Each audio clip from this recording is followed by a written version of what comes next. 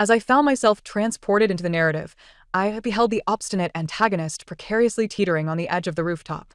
In a moment of desperation, I pointed at my abdomen and declared, "If you do not descend this instant, I shall have the child acknowledge the large yellow dog below as its father." The villain cast a glance downward at the barking canine, and with remarkable agility, he retreated from the ledge.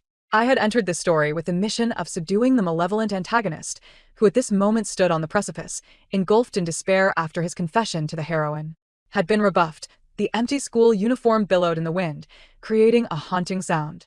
In a fit of urgency, I gestured to my belly, reiterating, "Should you remain up there, I will compel the child to recognize the yellow dog below as its father." My current persona was that of a wicked female foil, having previously humiliated the antagonist by stealing his first kiss. However, he was merely an innocent high school boy, blissfully unaware that kissing does not lead to conception. At that opportune moment, the large yellow dog below barked fervently at the rooftop, prompting him to lower his gaze and meet its eyes. He hurriedly descended, his expression flustered as he stared at my abdomen and stammered, "Two will take responsibility. Ding, corruption value 10, current corruption value 90. When Shunwan spoke of responsibility, he meant diligently scavenging for cardboard each day. Shunwan's mother had tragically passed away during childbirth, and his father had succumbed to a life of drunkenness and gambling, remarrying within a mere year. His stepmother, already burdened with a son of her own, found herself overwhelmed as Shunwan's father squandered their money on vice, leaving her little concern for Shunwan's sustenance. The reason Shunwan managed to survive was due to his daily scavenging after classes and undertaking menial labor during the summer and winter breaks. Yet the meager earnings he procured were insufficient, often leaving him with no meals to spare, his frame emaciated like a slender reed. Now that he was aware of the impending arrival of a child, he labored even harder in his cardboard collection, reaching a state of oblivion to the world around him. I refrained from intervening, leisurely trailing behind him with a lollipop he had purchased for me with the proceeds from his scavenging efforts. "There's another here," I remarked, spotting a discarded water bottle on the nearby lawn. I dashed over to retrieve it, only to turn and find Shenwan had already come up behind me. "Do not pick up such things, they are filthy," he admonished. I recall that in the original narrative, the true reason for his tragic suicide was the rejection he faced when he confessed his feelings to the female lead. The following day, the news of his rejection spread throughout the school, subjecting him to a relentless bout of bullying. Derisive remarks likened Shenwan to a toad aspiring to court a swan, while others mockingly pinched their noses as he passed, taunting him about his scavenging for trash, suggesting he was reeking of filth. His desk was cluttered with various beverages and paints, while his drawers overflowed with putrid refuse.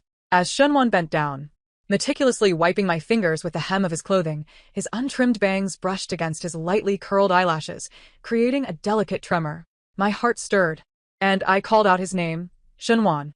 I grasped his hand that was aiding me, asserting, "Rely on yourself, it's not dirty." Ding, corruption value 10, current corruption value 80. We rummaged through garbage bins for an entire night, collecting enough recyclable waste to earn a mere $12.50. At a roadside noodle shop, we ordered a large bowl of beef noodles and shared the meal. Shunwan waited until I had finished before consuming the remaining noodles, along with the broth, leaving nothing behind. He was so thin that his school uniform hung loosely on him. During meals, he wore an expression of solemnity, as if each bite was a precious gift. The boy, though young, took great care of his sister. As evening fell, the shop was nearly empty, with only Shunwan and me remaining. The owner emerged from the kitchen to tidy up, presenting us a steaming plate of leftovers. "These are unsold. Consider them a gift." "She's not my sister," Shunwan mumbled under his breath, his voice barely audible. "What?" The owner looked up, having not caught what Shunwan had just said. "She is the mother of my child." "What?" Even now, recalling the expression on the owner's face brings a smile to my lips. The uneaten noodles, along with the freshly prepared leftovers, were his acts of kindness towards us. Thus, I decided to waive his rent for the entire year. Every shop on this street belongs to my family. Indeed, I am not impoverished in the slightest. The original character, Chu Qingqing, is a bona fide heiress, her parents having perished in a man-made car accident due to the fierce rivalries of the wealthy. Raised by her grandparents, she was indulged, inevitably leading to a somewhat spoiled disposition. While one may spoil a child, such indulgence should not be taken to extremes. I asked for a jianbingguizi, and you present me with a seafood feast instead? I stared incredulously at the lobster and king crab meat forcefully stuffed into the jianbing wrapper. Just then, The antagonist entered the classroom, and as I struggled to divide the Jianbingguizi in half, I heard mocking voices from the front. Oh, some people deliberately walk past Jiao Jiao, clinging to their unfulfilled desires, unaware of their own worth. Some may not realize that a mere hairpin of Jiao Jiao's is worth 2 months of living expenses for certain individuals. The insinuations served to belittle Shen Wan while elevating Gu Jiao. The speaker was a minion of the female lead, Gu Jiao, who stood behind her, seemingly wanting to intervene, yet feeling powerless to do so. Shen Wan kept his head down, obscuring his expression. Shen Wan, I interrupted their cold jibes, beaming brightly as I waved to him. My grandfather made me a Jianbingguizi. Let us go eat together. What hairpin could possibly compare to my Jianbingguizi? As I passed by Gu Jiao, I cast her a glance, sensing a connection. Some people are simply unworthy of love. This tale features a strong female lead, Gu Jiao, whose beauty and academic prowess veil her status as an illegitimate child of a prominent family. She is determined to ascend the social ladder, employing any means necessary to achieve her ambitions. The narrative chronicles her entanglements with various men, siphoning their power to ultimately transcend her class. The character presented as the antagonist is, in truth, a tragic figure, summoned by Gu Jiao at will. In the end, all his hard-earned achievements are usurped by her, serving merely as a stepping stone for her rise as the principal character. On the rooftop, I tore the luxurious Jianbingguizi in half, offering a piece to the tragic figure. He quickly waved it away. You eat it. You're carrying a child and need the nutrition. Eat, I insisted, pressing the other half into Shen Wan's hand, my tone leaving no room for refusal. If you don't eat it, when the child is born, I'll have him call the big yellow dog father. The lavish Jianbingguizi, filled with the love of my grandparents, left me feeling pleasantly stuffed after consuming just a quarter. I handed the remainder to Shen Wan, reclining on the rooftop chair. I squinted at the birds soaring in the sky, utterly at ease, oblivious to the envious gaze fixed upon me from behind. The next day, the moniker of the garbage couple became notorious throughout the school. Warning! Warning! Corruption value 19, current corruption value 99. Who, for heaven's sake, has nothing better to do than bully the antagonist? It took me laboriously long to reduce the corruption value by 20, only to be thrown back to square one. I utilized the system to track the antagonist's location and hurried over without delay to the abandoned school building behind the campus. Shen Wan was surrounded by a throng, bruised and battered, his pristine school uniform marred by yellow stains, emanating an unpleasant odor. This was utterly inhumane. What are you doing? I parted the crowd and pulled Shen Wan up. Upon seeing me, his eyes were red-rimmed, brimming with unshed tears. Ding! Corruption value 19, current corruption value 80. Oh! The mother of the child has arrived. You'd even deign to associate with a garbage collector? Spend one night with me, and I'll give you $100, enough for you and your child's father to enjoy a decent meal. The ringleader, a notorious thug with red hair, leaned against me, a cigarette clamped between his fingers. Don't touch her. The normally subdued antagonist suddenly found his voice, shoving the thug's hand away as if he were a furious beast, resolutely shielding me behind him.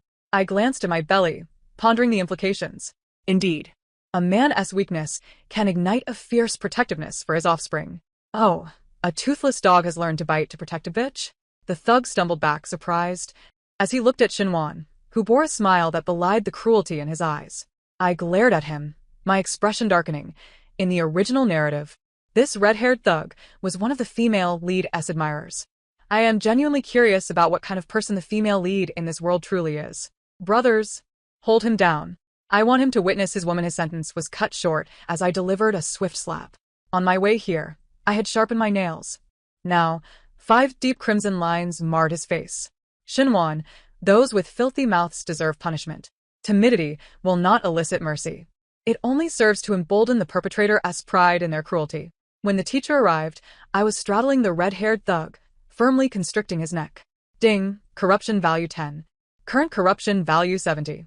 I found myself summoned to the principal's office, and as my grandfather, leaning on his cane and drenched in sweat, entered, I was in the midst of a heated exchange with the thug's mother. To my surprise, she was a somewhat renowned actress. The thug's unknown father had donated an entire building to the school, which granted him unfettered freedom to wreak havoc. Despite his injuries, Shen Wan stood defiantly behind me, using his body to shield me from the physical wrath of the thug's mother. Upon seeing my grandfather, the scathing words on my lips vanished. and my eyes welled with tears, struggling to maintain composure. Grandfather, I pouted. She called me a fool without parents. The heart-wrenching pain of losing a child was a wound my grandfather had long avoided discussing. Now, it was being mercilessly ripped open, used to demean his precious granddaughter. He embraced me gently, offering solace, his usually decisive demeanor softened by anger. Yet, some still failed to grasp the gravity of the situation. I did not speak wrongly. Had she been raised by her parents, she would not have strayed so early and found herself with child. Red-haired one's mother has long been elevated to a state of arrogance, utterly lacking in self-awareness. Let me inform you, our Zhao family has generously donated a building to the school, and I demand that these two little rascals immediately bow and apologize to my son. Otherwise, I shall expose you online, so that everyone may witness what sort of character your granddaughter truly possesses. As she spoke, Red-haired's mother brandished her phone, capturing our faces, clamoring to unveil us to the world. Yet the bodyguards and PR team brought by my grandfather were no mere pushovers. The surrounding bodyguards swiftly intervened. The Zhao family? The old man squinted, a glint of coldness in his gaze. The Zhao family as in Zhaocheng? He raised his hand, and an aide promptly handed him the connected phone. As a prominent family in City A, matters could be swiftly resolved. Little Zhao, your son assaulted my granddaughter at school today. His mother insists that my granddaughter must apologize to your son. Grandfather placed the phone on speaker, his voice calm, yet imbued with an unsettling authority. On the other end, the head of the Zhao family appeared taken aback, quickly breaking into a cold sweat. In City A, who did not know that the Chu family had but one heir, cherished like a fragile gem by the elderly couple? Yet, that ungrateful wretch outside dared to bully their precious child. Uncle Chu, today's incident was my fault. Rest assured, I will handle this matter thoroughly. I have already booked a flight back to City A and will personally visit you to apologize later. Zhao Qing quickly made a decision.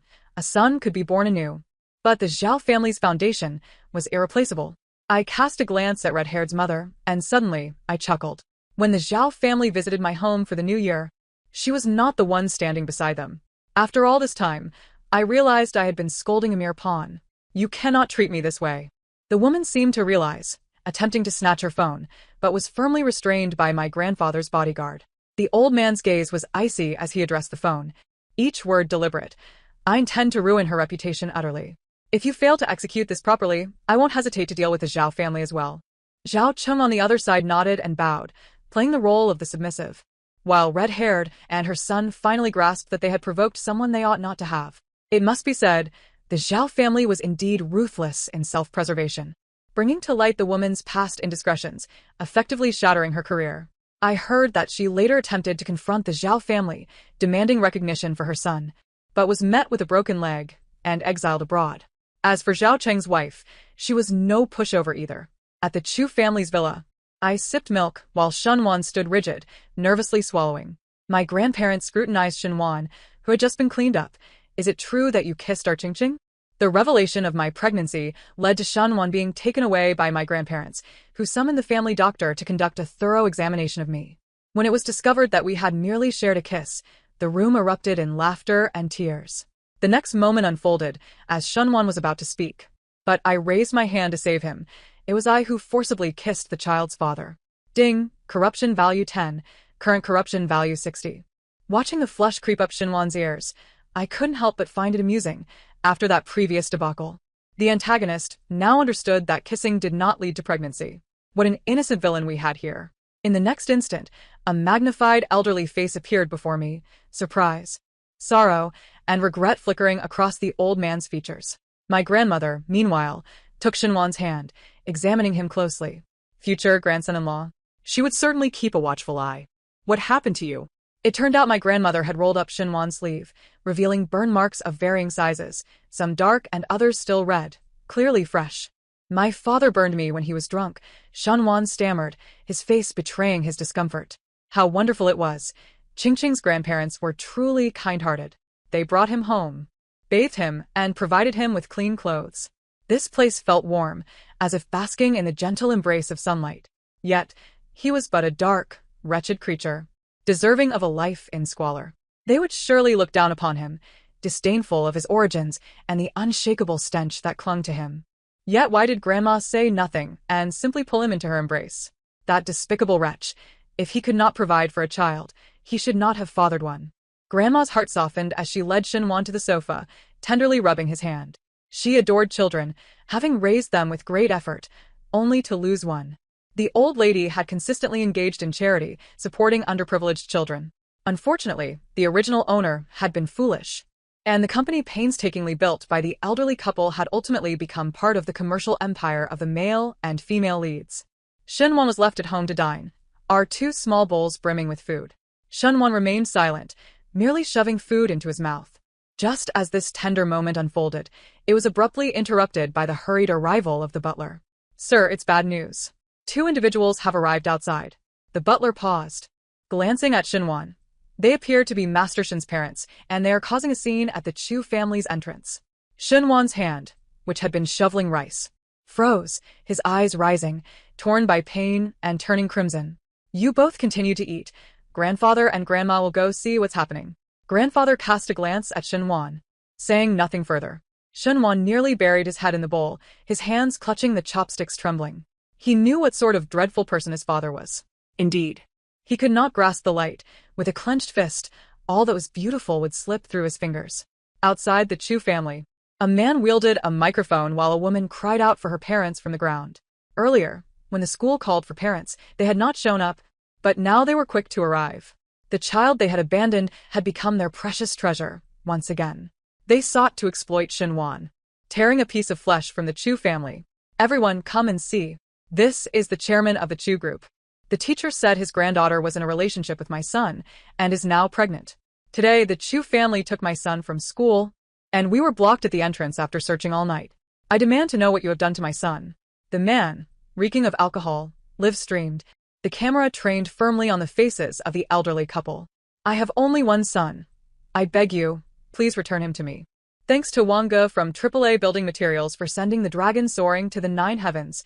Rest assured, I will expose the ugly face of the wealthy today."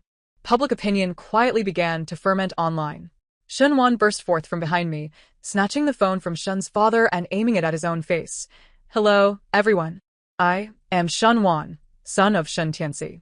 The comment section of the live stream erupted in a frenzy. "Wow. Why didn't you say your son was so handsome before? No wonder he could reel in a wealthy heiress. This face makes my heart flutter. How come this son bears no resemblance to his father? The son is far more handsome. Why does this child have so many injuries on his face?" Today, I was bullied, and Miss Chu saved me. When the teacher called for parents, my father and mother did not come.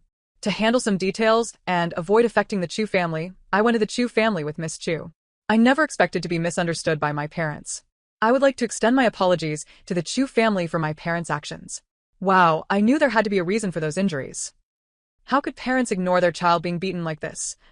So, the Chu family does good deeds but ends up being bitten by a dog. Do these two have any conscience? The generous donation we received at the orphanage last week came from the Chu family matriarch. ISNT this the farmer and the snake. As the tide of public opinion shifted online, Shun's father's face twitched in response, disregarding any semblance of persona or consequence. And he raised his hand to deliver a slap across Shinwan's face. "What nonsense are you spouting, you little beast? Shin Tianxi's tyrannical nature is laid bare. I raised you to this size, and you dare to turn your elbow outward? What? Such a person dares to be a father? So, you're trying to extort money, are you? If you can't support him, then don't give birth to him. This child is covered in bruises. One can't imagine how many beatings he endures in private. Isn't this pure misery? Bullied at school, beaten by his father at home." As public opinion escalated, Father Shun abruptly ended the live stream, striking Shinwan's face with his phone. To those aware, it was a father-son quarrel. To outsiders, it appeared as though they were enemies. "Set a price." The previously silent old Master Chu suddenly spoke. "How much do you want to sell him to the Chu family?" He had long seen through this farce as nothing more than a ploy for money, treating his own son as a mere tool for exploitation. Yet, such individuals invariably have children. Why could he not retain his son? Father Shin paused, his gaze flickering. "I know Miss Chu has an affection for our little one. We are not the type to covet wealth. Why not have our two families sit down and discuss the possibility of a marriage alliance? We are open to him marrying into our family." The scheming on Father Shin's face was evident. "My son is a mere plaything. I guarantee he will cater to Miss Chu's every whim." Such greed. His aim was not merely monetary gain, but rather to secure a lasting connection. He was well aware that the Chu family consisted solely of two elderly individuals, and I was but a girl. By marrying Xinhuan, the entirety of the Chu family's fortune would ultimately belong to them. With you around, he will never set foot in the Chu family's door. Grandfather's casual remark caused Xinhuan to lower his head. The dim lighting obscured his expression. How much to sever the father-son bond between you? You must consider carefully. He is already 17, and by next year, he will not fetch a good price. Grandfather, a businessman, prioritized profit in negotiations. Oblivious to Xinhuan's increasingly bowed head and the self-esteem that was crumbling to dust. 3 million. I want 3 million. Father Xin extended a finger, his eyes glinting with greed. You see, my son is quite handsome. He will undoubtedly earn money through live streaming, so 3 million is a modest sum. Today, he had given 20,000 to the girl who incited trouble with the Chu family. Alongside this 3 million, once the money was secured, he would cast aside that unfortunate woman and her burden. It would suffice for him to live a carefree life henceforth. What? Share the money? Xinhuan is his son. Why should he share the wealth with anyone? Grandfather spent 3 million to sever Xinhuan's ties with his father. Xinhuan transformed from being my child's father to my child husband. Grandfather and grandmother's daily lavish breakfast became a double portion, merely a matter of convenience. Daily, we brought various snacks to school for our breaks. The portion I could not finish was casually given to Xinhuan. Xinhuan's school uniform became pristine, free from stains and paint. In the evenings, he no longer needed to scavenge for trash. Ding, corruption value 10, current corruption value 40. Without troublesome matters affecting him, his grade soared, surpassing the second place by a remarkable 50 points, claiming the top position in the grade with overwhelming dominance. Yet, Xinhuan's gaze lingered at the bottom of the report card, his brow furrowed as if grappling with a monumental problem. Chu Qingqing, ranked 87th in the entire school. A leisurely descent to the bottom. I gazed at the meager scores, filled with melancholy. Ever since starting work, I had found it impossible to focus on my studies. My mind was only occupied with strategizing to win over Xinhuan, hardly registering what the teacher was lecturing. Alas, a work ethic too earnest can be detrimental. Hey, Xinhuan. How about you sign for your parents? I can't bear to bring back this report card to the Chu elders. Starting today, every evening after dinner, I will tutor you. Xinhuan seemed to be scribbling something. Once finished, he held it up for the ink to dry. I observed clearly Chu Qingqing's study plan, from the overarching weekly topics to the minutiae of daily practice questions. No, I don't want to study. I chased after Xinhuan, lamenting, entirely oblivious to the discussions behind me and the contemplative gaze directed my way. Isn't Xinhuan infatuated with Jiao Jiao? Why is he now constantly trailing after Chu Qingqing? I had not noticed before, but now I perceived that Xinhuan was quite handsome, his features strikingly defined. Had you seen his father's live stream? Many praised him as handsome back then. He is even more attractive now. I reckon he is the most handsome boy in my vicinity. Isn't it said that the young lady has a far-reaching vision? If he weren't handsome, would she take a liking to him? Jiao Jiao, what are you doing here? During this time, Xinhuan had been well taken care of by grandfather and grandmother, his cheeks now plump. And the changes of adolescence had made his features even more chiseled.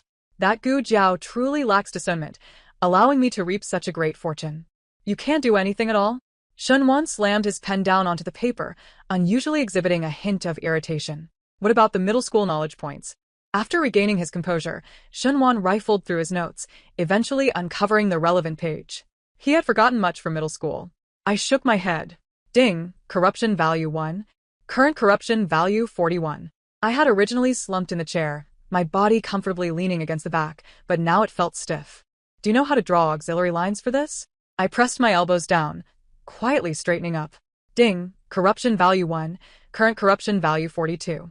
Xinhuan rubbed his forehead, his temples throbbing. Don't rush. Take your time learning. Is it not acceptable for me to learn? Under Xinhuan's rigorous training, my grades improved from being among the lowest in the class to a respectable middle tier.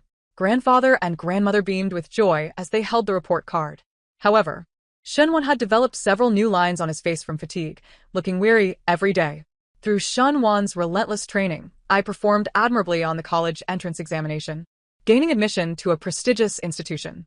Xinhuan maintained his steady performance, emerging as the top scorer of our cohort, with university admission officers practically breaking down our door. Ultimately, we both chose to remain in a city. Ding, corruption value 10, current corruption value 30. Xinhuan's corruption value gradually decreased to 30, and I anticipated that our days would continue in a well-ordered manner. Little did I expect to receive a photograph from Gu Jiao. After her failure in the college entrance examination, she chose to repeat the year and enrolled in the same university as Xinhuan. I thought the narrative had changed, and Xinhuan would have no further interactions with her. I did not pay it much mind until I saw the photo she sent me, where she wore the ring I had given to Xinhuan. He has always loved me. Why don't you voluntarily withdraw? Just consider it as facilitating our happiness. I beg you. I pressed my lips together, remaining silent, merely sending a screenshot of the message to Xinhuan.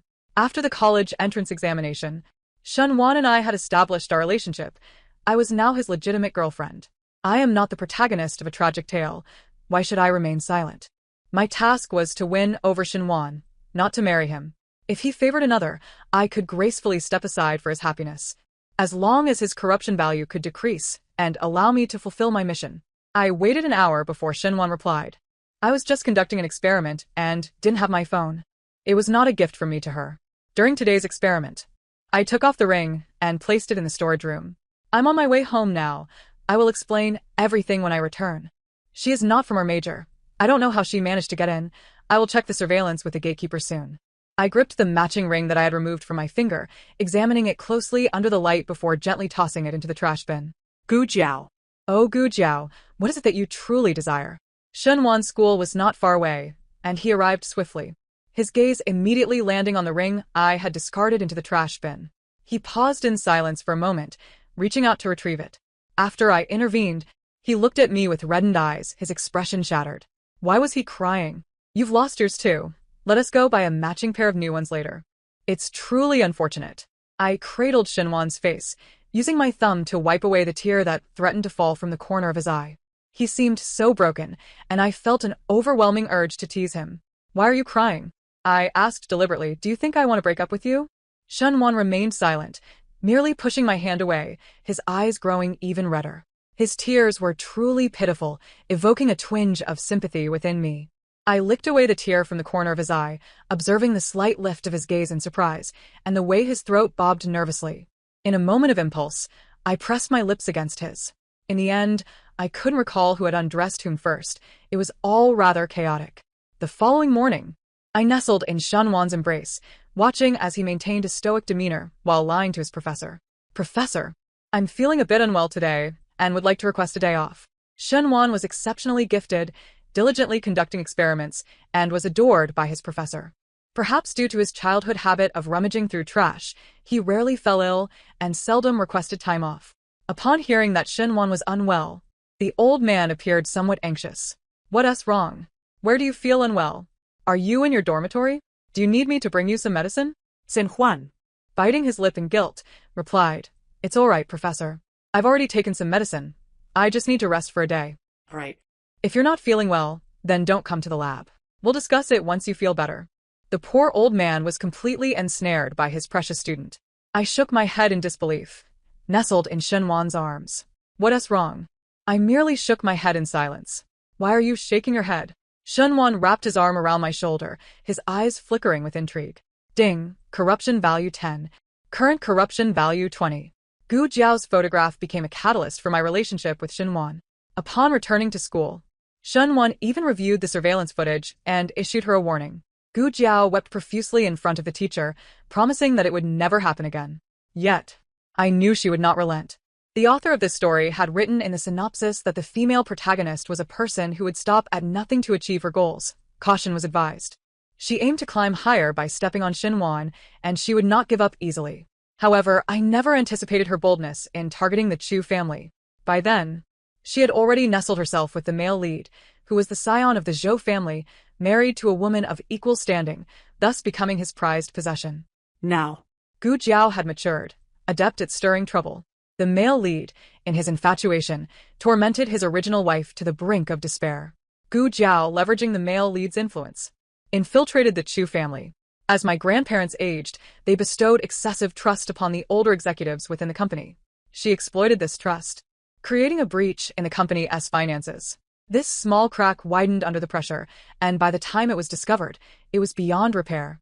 The Chu family found itself in dire straits. When my grandparents summoned us to their room and handed us a bank card, I realized the extent of the burden this old man had shouldered for us. My grandmother sat beside my grandfather, wiping her tears, and my grandfather, hunched with age, appeared to have aged significantly in that moment. This card contains some funds. You and Xiaowan should go abroad to avoid the storm. Once the crisis passes, I'll send someone to bring you back. Over the years, we had come to regard Xiaowan as our own grandson. If you two end up together, you can share it. If you part ways, you can divide the money among yourselves.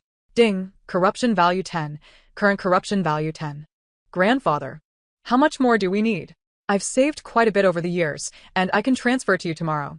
I wasn't the original owner and had little interest in purchasing extravagant jewelry worth millions, so I had managed to save a considerable amount.